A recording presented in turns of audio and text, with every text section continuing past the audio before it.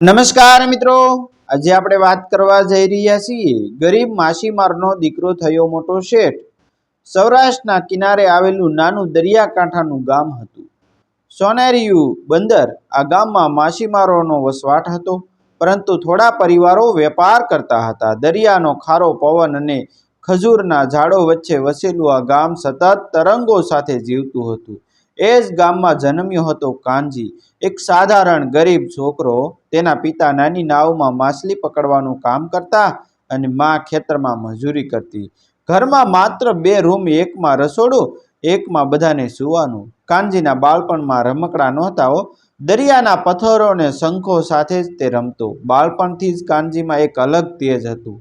શાળા પછી એ બંદરે જઈને વહાણવટીઓને કામ જોવે। એ લોકોને સવાલ પૂછતો કે આવું મોટું જહાજ ક્યાં જાય છે, મસાલા ક્યાં વેચાય છે। લોકો હસીને કહેતા, કાનજી, તું પણ એક દિવસ મોટો શેઠિયો બનીશ હો। એ હસતો, પણ અંદરથી એનું મન કહેતું કે હું ફક્ત માછીમાર નહીં, દરિયાની પાર જઈને વેપાર કરીશ। જ્યારે કાનજી 10 વર્ષનો હતો ને, ત્યારે પિતાનો દરિયામાં અકસ્માતે મૃત્યુ થયું। ઘરમાં આવક બંધ થઈ ગઈ। માં રડતી રડતી બોલતી કે હવે આ ઘરને કોણ સંભાળશે? કાનજી આગળ આવ્યો, માં, તું ચિંતા ન કર, હું કંઈક કામ કરું। એ દિવસથી કાનજી શાળાએ જતા જતા બંદરે મજૂરી કરતો, નાવમાં માલ ચડાવવા, પાટિયા ખેંચવા, આ બધું એક નાનો છોકરો કરતો। એના હાથમાં સાલા પડતા, પણ આંખોમાં સપનાનું તેજ હતું। એક દિવસ બંદરે મોટા વેપારી જસાભાઈ આવ્યા। એમનું જહાજ મસાલા લઈને મુંબઈ જવાનું હતું। કાનજી એમના કામમાં મદદ કરવા લાગ્યો। જસાભાઈએ એના કામની પ્રશંસા કરી હો, કે તારો હાથ તેજ છે છોકરા, કામ શીખવા માંગે છે? કાનજી તરત બોલ્યો, હા સાહેબ, હા, મને દરિયાનો વેપાર શીખવો છે।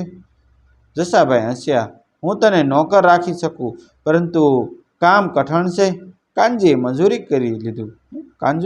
કરી લીધું કે દિવસથી કાનજી દરિયાકાંઠાના વેપાર શીખનાર બન્યો।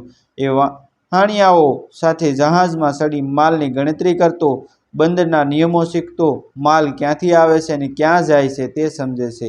ગામના લોકો કાનજીને જુદા નજરે જોતા થયા। આ છોકરો માત્ર મજૂરી નહીં, હવે વેપાર પણ શીખે છે। કેટલા લોકોએ એનું ઉપહાસ પણ કર્યું, અરે, માછીમારનો દીકરો વેપારી બનશે? પણ કાનજીને આ શબ્દ સ્પર્શતા નહોતા। એ રોજ મહેનત કરતો અને દરિયાની પાર જવાની કલ્પના કરતો। એક સાંજ કિનારે બેસી એ પોતાને કહ્યું કે હું પણ એક દિવસ મારું પોતાનું જહાજ રાખીશ, ગામમાં સ્કૂલ ખોલીશ, મારા જેવા ગરીબ બાળકો માટે કંઈક કરીશ હો। આ રીતે કાનજીના જીવનની શરૂઆત થઈ। એક નાનો ગરીબ છોકરો જે દરિયાકાંઠે ઉછરીને પણ દરિયાની પારનું સપનું જુએ છે। કાનજી હવે 16-17 વર્ષનો થયો હતો। એમાં દરિયાની મીઠી હવા અને મહેનતની ગંધ મિશ્રાઈ થઈ ગઈ હતી। જસાભાઈના જહાજમાં નાની નાની જવાબદારીઓ કરતા કરતા એણે દરિયાના વેપારના બધા પાસા શીખી લીધા હતા। માલ ક્યાંથી ખરીદવો, કયા બંદરે ક્યાં દરે વેચાય, ક્યાં વાવાઝોડાના સમયમાં જહાજ ન કાઢવું। જસાભાઈ ઘણીવાર બોલતા કે કાનજી, તું ફક્ત કામદાર નથી, તું વેપારીનો દિમાગ ધરાવે છે। આ શબ્દ કાનજીને ઉર્જા આપતા। એ દિવસોમાં 10 કલાક કામ કરતો, પણ રાત્રે પોતાનું સપનું ઘડી રહ્યો હતો, મારે મારું પોતાનું જહાજ ખરીદવું છે। જસાભાઈએ કાનજીને થોડા વર્ષોમાં નાનો હિસ્સેદાર બનાવી દીધો। હવે એ ફક્ત કામદાર નહીં, પરંતુ નફામાં ભાગીદાર હતો। એણે પહેલીવાર પોતે કમાયેલા પૈસા હાથમાં લીધા। માને તે પૈસા આપતા એની આંખોમાં ખુશીના આંસુ આવ્યા। બેટા, તે પિતાના વગર પણ ઘર ઊભું રાખી રહ્યો છે, તું ભગવાન સમાન છે। કાનજી બોલ્યો કે માં, આ તો શરૂઆત છે, હું એક દિવસ એવું કંઈક કરીશ કે આપણું ગામ પણ ગૌરવ અનુભવશે। જસાભાઈએ કાનજીને સલાહ આપી, હવે તું પોતાનું નાનું કામ શરૂ કર, કોઈ એક સામાનની ડીલ કર। કાનજીએ માછલી સૂકવીને બારામાં વેચવાનો વ્યવસાય શરૂ કર્યો। એણે ગામના માછીમારો સાથે કરાર કર્યો, તમે મને માછલી આપો, હું એનું તમને વળતર સૂકવીને બહાર મોકલું। આ કામમાં ઓછા પૈસા હતા, પણ અનુભવ વધારે। કાનજી પોતે બેસીને હિસાબ લખતો, માલ પેક કરતો, બંદરના ટેક્સ ભરતો। થોડા જ વર્ષોમાં એણે સારી કમાણી કરી। ગામમાં લોકો હવે કહેવા લાગ્યા, કાનજી, તો સાસો વેપારી બન્યો. કાનજી હવે દરિયાની મોટી મુસાફરી કરવા માંગતો હતો. એને પોતાની બચતમાંથી એક નાનું જહાજ ખરીદ્યું. નાવ નહીં, પણ નાનું મોટર બોટ જે માલ લઈ શકે. તે દિવસે ગામના દરિયાકાંઠે જહાજને નારિયેળ તોડી શુભેચ્છા આપી. માં, આ મારી જિંદગીનો મોટો દિવસ છે. હું હવે દરિયાની પાર જઈશ. માં બોલી કે બેટા, ભગવાન તને સુરક્ષિત રાખે. કાનજીના ચહેરા પર પ્રકાશ હતો. હવે ફક્ત સ્વપ્ન જોનાર નહીં, સ્વપ્ન પૂરું કરનાર બન્યો હતો. કાનજી હવે ગામમાં માત્ર એક યુવાન નહીં, એક ઉદાહરણ બની ગયો હતો. ગામના છોકરાઓ એને જોઈને કહેતા કે કાનજીભાઈ, કાનજીભાઈ, અમને પણ શીખવો વેપાર. કાનજી ત્યારે હસતો, હવે થોડો સમય આપો, હું શીખી જઈશ, પછી બધાને શીખવીશ. ગામના વૃદ્ધો કહેતા કે આ છોકરો એક દિવસ આપણું નામ ઊંચું કરશે.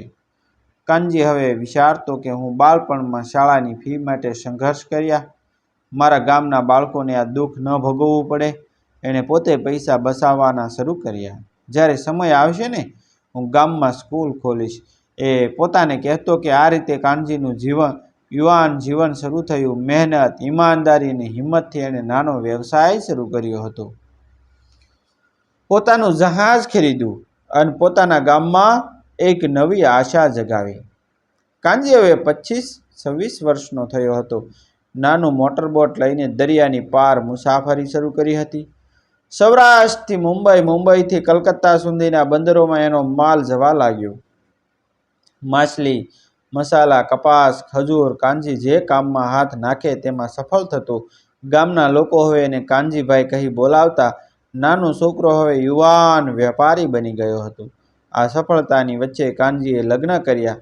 પત્ની શાંતિબેન ખૂબ જ સરળ સ્વભાવની હતી, ઘર સંભાળવા કાબેલ અને ધીરજવાળી. થોડા વર્ષોમાં 2 દીકરાઓ થયા, અશોક અને મનોજ. કાનજીના ઘરે હવે સુખ હતું. બંદરના વેપારમાંથી પૈસા આવતા. ઘર ભવ્ય બન્યું. પરંતુ કાનજી હજી પણ જમીન સાથે જોડાયેલો હતો. એ પોતાના ગામમાં લોકોને મદદ કરતો, અનાજની દુકાન માટે નાણાં આપતો, ગરીબોના ઘરમાં લગ્ન દરમિયાન સહાય કરતો અને ધીમે ધીમે ગામમાં બાળકો માટે નાનું શાળા ઘર બાંધ્યો. હવે મારા જેવી ગરીબીમાં કોઈ બાળક ભણતર વગર ન રહે, એ ગર્વથી બોલતો. કાનજીના વ્યવસાયમાં હવે અનેક ભાગીદાર હતા. મોટું જહાજ ખરીદ્યું, બંદરના ગોડાઉનમાં માલ સંગ્રહ કરવાની વ્યવસ્થા એને બનાવી. હવે આપણે પોતાની કંપની ખોલવી પડશે. એ પોતાના ભાગીદારને કહેતો કે કાનજીની કંપનીનું નામ પડ્યું સોનેરિયો ટ્રેડિંગ. ગામના નામ પરથી હવે એ ફક્ત વેપારી નહીં, પરંતુ ઉદ્યોગપતિ બની ગયો હતો. અશોક અને મનોજ આરામમાં ઉછર્યા, શાળામાં સરસ ભણ્યા, શહેરમાં રહીને કોલેજ કરી. કાનજીને આશા હતી કે દીકરાઓ પણ તેની જેમ મહેનત કરનાર બનશે. પરંતુ શહેરના આરામમાં એ બંને અલગ સ્વભાવના થઈ ગયા. અશોક મોટો તેજસ્વી પણ થોડો અહંકારવાળો. મનોજ નાનો, શાંત, વિચારશીલ પણ વ્યવસાયમાં ઓછો રસ ધરાવતો. કાનજી વારંવાર એમને ગામમાં લઈ આવતો, બંદરના કામ બતાવતો. બેટા, આ બધું તમારી મહેનતથી જાળવવાનું છે. પરંતુ દીકરાઓ કહેતા કે પપ્પા, આજના સમયમાં આવી મહેનતની જરૂર નથી, બધું કોન્ટ્રાક્ટરથી થઈ જાય. કાનજીના મનમાં ભય થવા લાગ્યો. આ 2 દીકરાઓને સંપત્તિ તો મળશે, પરંતુ સંસ્કાર નહીં તો શું થશે? ગામના લોકો હવે કાનજીને જીવંત દંતકથા માનતા. આ છોકરો પિતાના મૃત્યુ પછી મજૂરી કરીને ઉઠ્યો, આજે પોતાના ગામમાં સ્કૂલ ખોલી દીધી. લોકો કહેતા, કેટલા વૃદ્ધો બોલતા કે કાનજીભાઈ ફક્ત વેપારી નથી, માણસાઈના મૂલ્યો પણ રાખે છે. કાનજીને આ સાંભળીને સંતોષ થતો કે મારો વારસો ફક્ત સંપત્તિ નહીં, મારા કામની ઈમાનદારી હશે. એ વિચારે પરંતુ ધીમે ધીમે દીકરાઓ વચ્ચે મતભેદ દેખાવા લાગ્યા. અશોક બોલતો કે પપ્પા, આ બધી અમારી કંપની છે, હવે ટ્રસ્ટ રાખવાની જરૂર નથી, સીધી અમારી માલિકી કરી આપો. મનોજ શાંત સ્વભાવનો હતો, પણ એ પણ ક્યારેક ભાઈ સાથે સહમત થતો. હા પપ્પા, હમણાં જ અમારા નામે કરી દો તો અમે વ્યવસ્થા કરી લઈશું. કાનજી શાંતિથી બોલતો કે બેટા, હજી તમારો સમય નથી આવ્યો, તમારે પહેલાં મહેનત શીખવી પડશે. પણ દીકરાઓ આ વાતથી અસંતુષ્ટ રહેતા. પપ્પા, આપણામાં વિશ્વાસ નથી કરતા, એ પોતાના વચ્ચે બોલતા કાનજીને અંદરથી દુઃખ થતું. મેં મહેનત કરીને આ બધું ઊભું કર્યું, હવે મારા દીકરાઓને સમજાવવું સૌથી મોટો પડકાર બની ગયું છે. એક સાંજ કાનજી દરિયાકાંઠે બેઠો હતો. પવનમાં ખારો સ્વાદ હતો. એણે દરિયામાં નજર કરીને વિચાર્યું કે શું હું મારી સંપત્તિ સીધી દીકરાઓને આપું કે કંઈક અલગ કરું જેથી એ શીખે.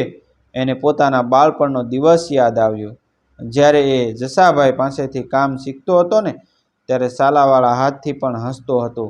જો મેં એ મહેનત ન કરી હોત ને તો હું આજ ક્યાં હોત, એ વિચાર્યું. અને એ ક્ષણે કાનજીએ મનમાં નિર્ણય લીધો, હું એમને સંપત્તિ નહીં સંસ્કાર આપવાનો પ્રયત્ન કરીશ. બાકીનું કિસ્મત સમય નક્કી કરશે. કાનજી હવે 50 વર્ષનો થઈ ગયો હતો. વ્યવસાય ચરમસીમાએ હતો. દરિયાની પારથી એનું નામ મુંબઈ કલકત્તા સુધી વેંચેલું. ગામમાં પણ સ્કૂલ, હોસ્પિટલ, પાણીની ટાંકી બધું એણે બાંધ્યું હતું. પરંતુ ઘરે વાતાવરણ તણાવભર્યું હતું. દીકરાઓ અશોક અને મનોજ હવે ખુલ્લેઆમ પિતાને કહેવા લાગ્યા હતા કે પપ્પા, હવે કંપની આપણા નામે કરી દો, અમારે નવા પ્રોજેક્ટ શરૂ કરવા છે. કાનજી શાંતિથી સાંભળતો પરંતુ અંદરથી ખૂબ દુઃખી થતો. એને લાગ્યું કે દીકરાઓ માત્ર સંપત્તિમાં રસ ધરાવે છે, જીવનના મૂલ્યોમાં નહીં. એક દિવસ કાનજી એના જૂના મિત્ર જસાભાઈને મળવા ગયો. જસાભાઈ હવે વૃદ્ધ થઈ ગયા હતા. તે જ વ્યક્તિ હતો જેમણે કાનજીને પહેલી નોકરી આપી હતી. કાનજી બોલ્યો કે જસાભાઈ, આજે હું તમારી પાસે સલાહ લેવા આવ્યો છું. મારી મહેનતથી ઘણું કમાયું પરંતુ દીકરાઓને એ જ સંસ્કાર આપી શક્યો નથી. હવે શું કરવું? જસાભાઈ ધીમે બોલ્યા કે કાનજી, સંપત્તિ આપવી સરળ છે પરંતુ સંસ્કાર આપવા મુશ્કેલ છે. તું તારા દીકરાઓને કંઈક એવો અનુભવ કરાવજે જે તેમને મહેનતની કિંમત સમજાવે. કાનજી આ વાતથી પેરાયો. કાનજીએ નક્કી કર્યું કે એની સંપત્તિ સીધી દીકરાઓને નહીં આપે. એક ગામ માટે, શિક્ષણ માટે અને ગરીબોની મદદ માટે ટ્રસ્ટ બનાવશે. એણે પોતાના વકીલને બોલાવ્યો અને કહ્યું કે મારી કંપનીનો મોટો હિસ્સો સોનેરી ટ્રસ્ટના નામે કરાવવો છે. દીકરાઓને પણ તેમાં જવાબદારી આપવી, પણ કોઈને સીધો માલિક નહીં બનાવવો. વકીલ ચકિત થઈ ગયો. કાનજીભાઈ, આ તો મોટો નિર્ણય છે. દીકરાઓ ગુસ્સે થશે. કાનજી હસ્યો. સંપત્તિનો ગુચ્છો એક દિવસ ઠરે છે પણ સંસ્કારનો પાઠ આખી જિંદગી ચાલે છે. સંસ્કારનો પાઠ આખી જિંદગી હાલે છે. જ્યારે અશોક અને મનોજને ખબર પડી કે પિતાએ કંપનીનો મોટો ભાગ ટ્રસ્ટના નામે કરી દીધો ત્યારે બંને ગુસ્સે થઈ ગયા. અશોક બોલ્યો કે પપ્પા, આ તો આપણા પર અન્યાય છે. અમે તમારા દીકરા છીએ. કાનજી શાંતિથી જવાબ આપ્યો કે બેટા, તમે મારા દીકરા છો એટલે જ હું ઈચ્છું છું કે તમે મહેનત કરીને ઊભા રહો. સંપત્તિ તો ટ્રસ્ટમાં છે પણ તમને એનું સંચાલન કરવાનો મોકો આપ્યો છે. મનોજ થોડો શાંત થયો. પપ્પા, એટલે કે અમારે કામ કરવું પડશે નહીં? કાનજી હળવું હસ્યો. હા બેટા, કામ કરવું પડશે. તને જે મળ્યું છે તે તું કમાવીશ ત્યારે જ એની કિંમત સમજાશે. ગામમાં આ સમાચાર પહોંચ્યા. લોકો કાનજીના આ નિર્ણયની પ્રશંસા કરવા લાગ્યા. કાનજીભાઈએ દીકરાઓને તૈયાર કર્યા વગર સંપત્તિ આપી નથી. એ સાચું કર્યું. ગામના વૃદ્ધો કહેતા કે આ માણસે ફક્ત કમાણી નહીં કરી પણ સંસ્કારનો દીવો પણ પ્રગટાવ્યો. એક સાંજ કાનજી ફરી દરિયાકાંઠે બેઠો હતો જ્યાં એ છોકરાપણામાં સ્વપ્ન જોતો હતો. હવે એણે જોયું કે ગામના લોકો એની સ્કૂલમાં ભણતા હતા, હોસ્પિટલમાં સારવાર લેતા હતા, ટ્રસ્ટ દ્વારા ગરીબોને સહાય મળતી હતી. કાનજીના હૃદયમાં સંતોષ હતો. આજ મારી મહેનત સફળ થઈ. દીકરાઓ કદાચ ગુસ્સે છે પણ એક દિવસ એ સમજશે કે મેં શું કર્યું. દરિયાનો પવન એના ગાલ પર ફરક્યો. એને લાગ્યું કે એની માતાનો આશીર્વાદ છાંયો હજી એની આસપાસ છે. કાનજીના નિર્ણય પછી ઘણા મહિના વીતી ગયા. દીકરા અશોક અને મનોજ શરૂઆતમાં ગુસ્સે થતા હતા પણ ધીમે ધીમે ટ્રસ્ટના કામકાજમાં જોડાયા. એમને સમજાયું કે આ કામ એટલું સરળ નથી જેટલું એમણે વિચાર્યું હતું.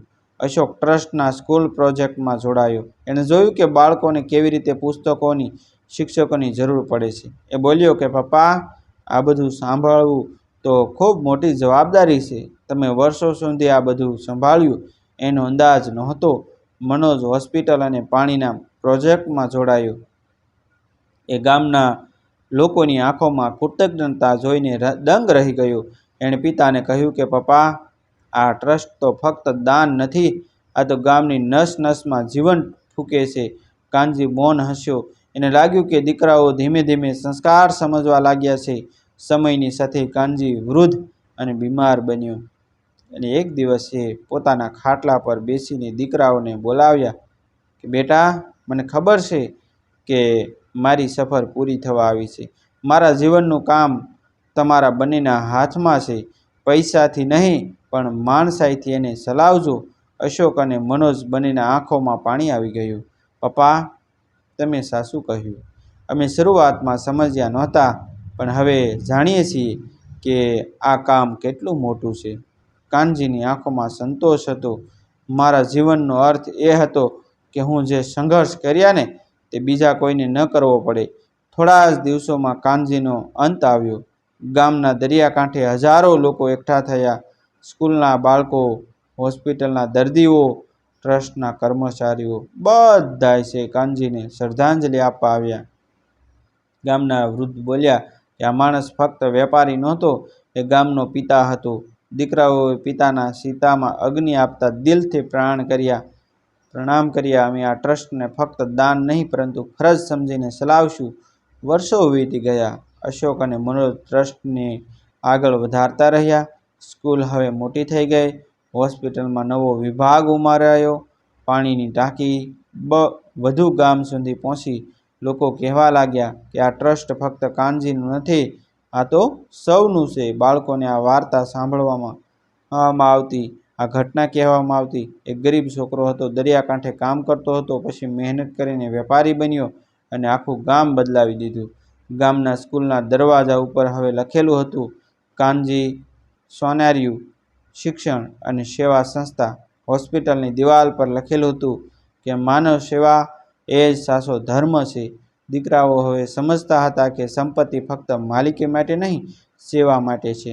એમને લાગતું હતું કે પિતા હજી એમની સાથે છે. દરિયા જેવા શાંત, ઊંડાભરી પ્રેરણા બનીને કાનજીની વાર્તા ગામના બાળકોને શીખવતી, મહેનત વિના સફળતા નથી, સંસ્કાર વિના સંપત્તિનું મૂલ્ય નથી, સેવા વિના જીવન અધૂરું છે. દરિયા ઉપર સૂર્યાસ્તના રંગો છવાઈ જતા હતા. એ રંગો કાનજીની યાદમાં ચમકતા હતા. એક ગરીબ છોકરાથી મહેનતુ વેપારીને ત્યાંથી ગામના પિતા સુધીની સફર. મિત્રો, આ વાર્તા કાલ્પનિક છે અને એમાં આવતા પાત્રો પણ કાલ્પનિક છે. સ્થળ, દ્રશ્યો, તમામ વસ્તુ જે છે એ લેખકની કાલ્પનિક રચના છે. આવા જ નવા જીવન ઉપયોગી, જીવનમાં કંઈક નવું શીખવા મળે, પ્રેરણા મળે તેવા વિડીયો જોવા માટે અમારી ચેનલ સાથે બન્યા રહેજો. અમારી ચેનલને સબસ્ક્રાઈબ કરી દેજો. થેન્ક યુ મિત્રો. મળશું આપણે એક નવા વિડીયો સાથે. જય હિન્દ.